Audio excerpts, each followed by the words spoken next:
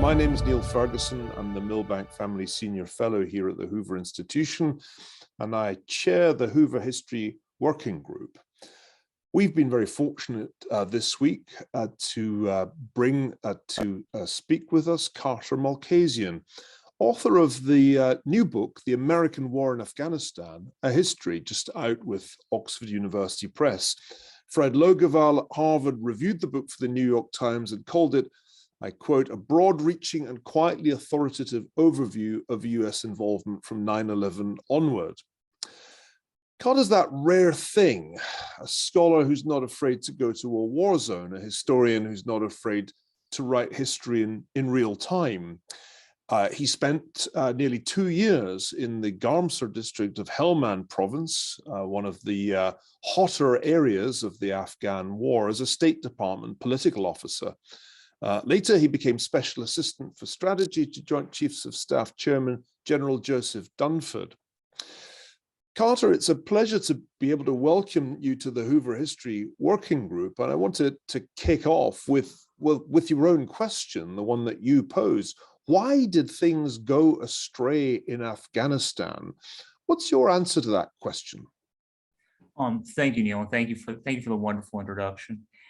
So there's several conditions, let's say, for how Afghanistan got to the situation that it is in now, and why the democratic government didn't succeed in it, and why it fell. And we can peel back some of these conditions fairly easily. One of these is that the government too often mistreated folks, too often mistreated people who were poor, who were landless, and those folks then were willing to help the Taliban.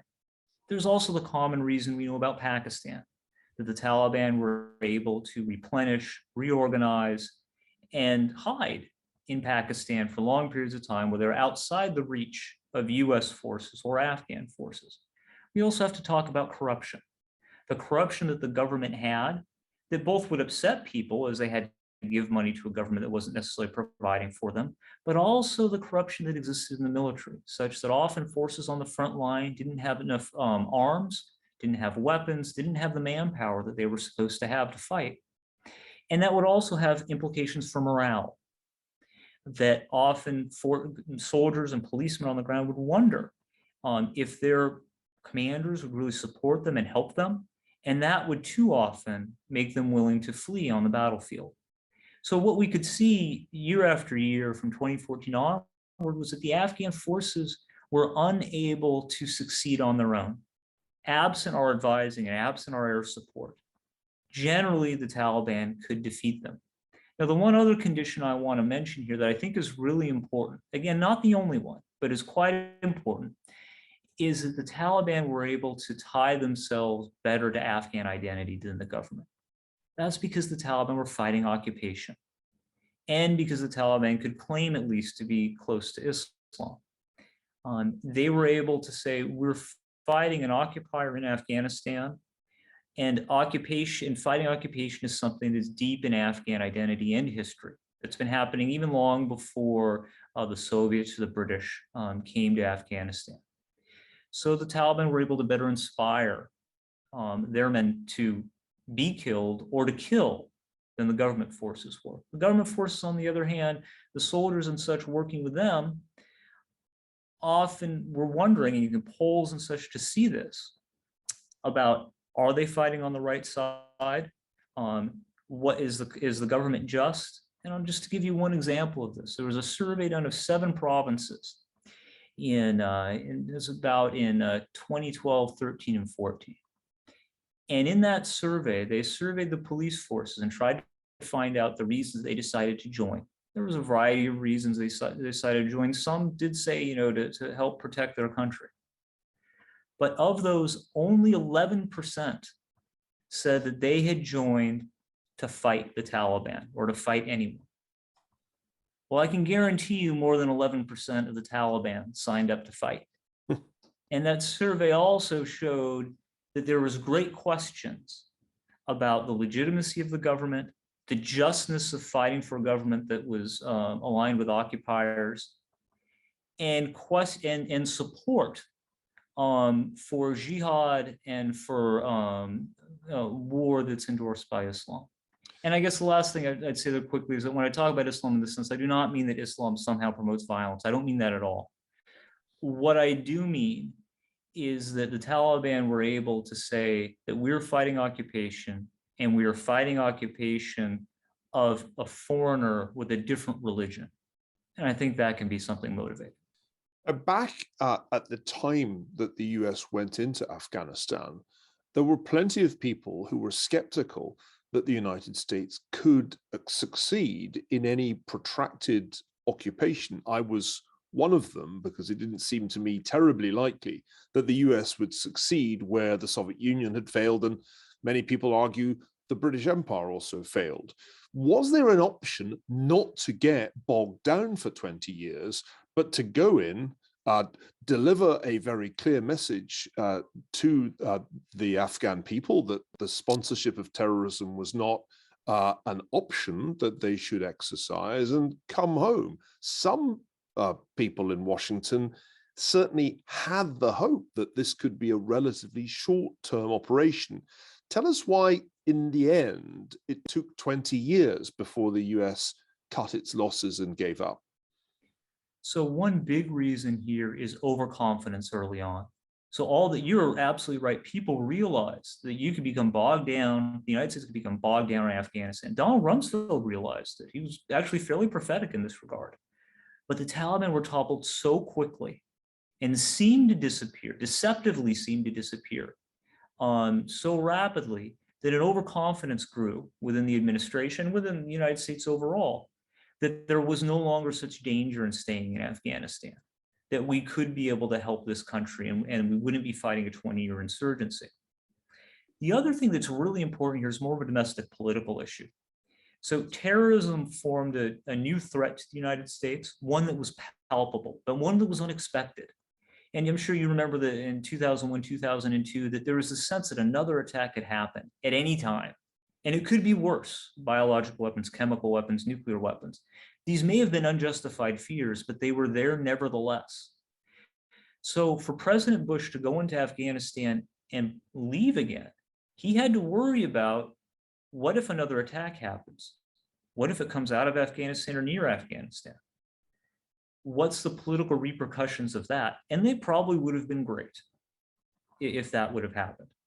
And in retrospect, we don't think about as much about that because those attacks didn't happen. But at the time, that was important. Now, in that sense of fear of a political blowback, that really does last for a while. You remember in 2009, when President Obama takes over, that's not that long since 2005, when there were attacks in London. Osama bin Laden himself is still alive. There's lots of reports in the intelligence community that Al-Qaeda is a threat.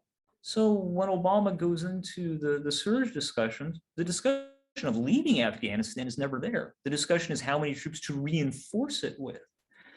And it takes time for that domestic political threat, that fear of terrorism and the domestic political repercussions to die down.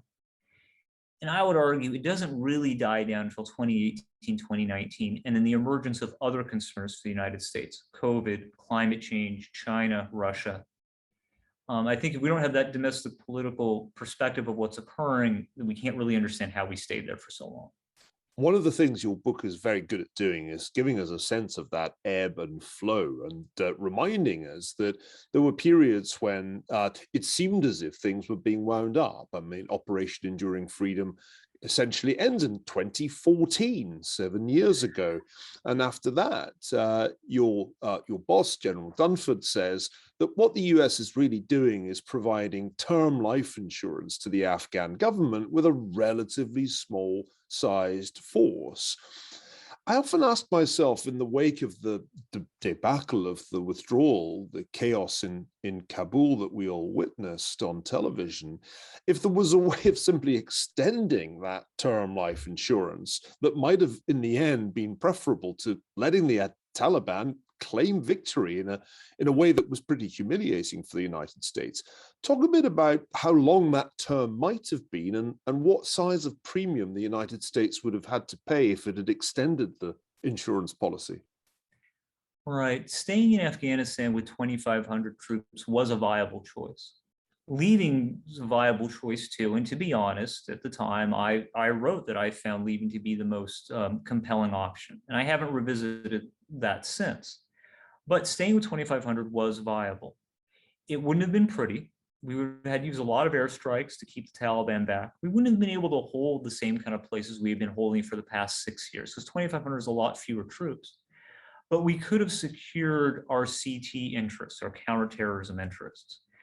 We could have made sure that the Al-Qaeda wasn't coming back in any kind of substantial way, or other terrorist groups weren't coming back in any kind of substantial way. But that also would have gone on that only would have lasted as long as we were there, term life insurance.